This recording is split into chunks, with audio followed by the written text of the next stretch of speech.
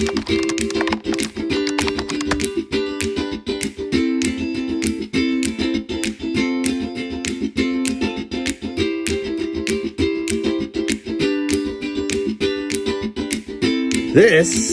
is for Kevin. Hey, Kevin, thanks for the question. Kevin sent in a question through his teacher. You can do that too. Just ask him to email me or hit me up in the comments or the DMs. Kevin asked the question, is there such a thing as heaven and hell?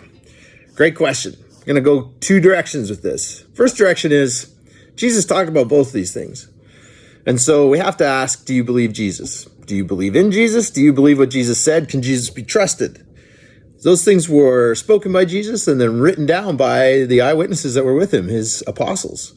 And he spoke of heaven and hell. Now, it gets a little more technical and a little more confusing when we start talking about, like, is there a place of hell and is there a place of heaven?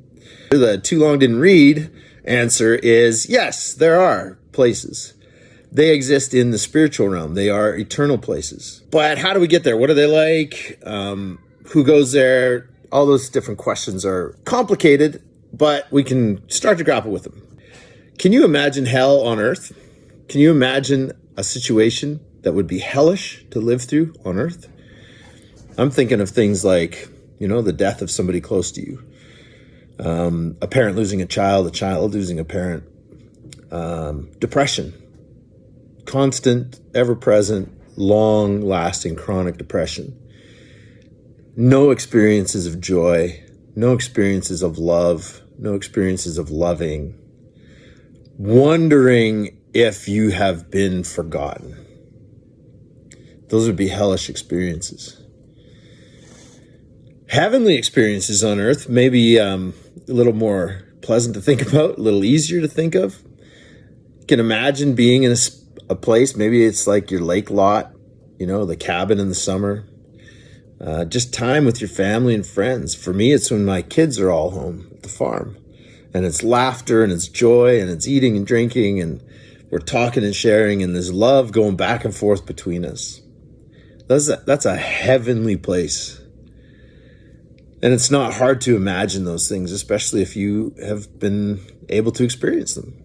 So now just imagine spiritual counterparts of those things. Imagine a place where you love and are loved constantly. You're in the presence of love. You have no question about goodness. You're loved and you love back. That would be heaven.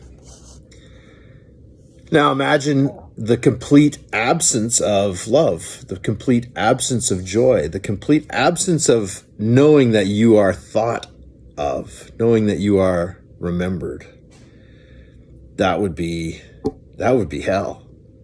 And that would be the eternal state where we are no longer in the presence of God. We are absent completely from love, and we have no ability to love back. So those are the kind of physical and spiritual counterparts of heaven and hell. Heaven is reserved for the friends of God, the ones who want to love and be loved by God. Hell is for those who have rejected God completely, who would say, I'm not interested in God in this life. I don't want anything to do with him. I don't want to spend any time with him. I don't want to show love to him. I don't want to be loved. I don't even care. And then hell in the spiritual realm would be God saying, I'm not going to force you to spend eternity with me if you don't even want to be with me IRL, right? In real life. And so God gives us what we want. And if we want to be with God forever, to be loved and to love back, then he welcomes us in. He's prepared a place for us. Jesus says, it's my Father's house, many rooms. I've got one for you. But if we don't want that, then God won't force us to be with him, and he'll give us what we want. Let's start, though, with, can we trust Jesus? Do we believe what Jesus says? Because there's a lot of other things. He didn't talk a ton about these things, right? And there's many, many other things that he talked about that we should dig into. And if we believe him and trust him, then we should follow him. And the result is that we will want to be with him forever. And that is a good thing. Great question, Kevin. Thanks, man. Stop Googling God. Ask a Real Person. If you are a middle school student or a high school student and you're interested in questions about faith and life, visit my website, creedcast.com. If you work with middle school or high school students, teaching them about faith and life, I got some things for you too. Visit creedcast.com.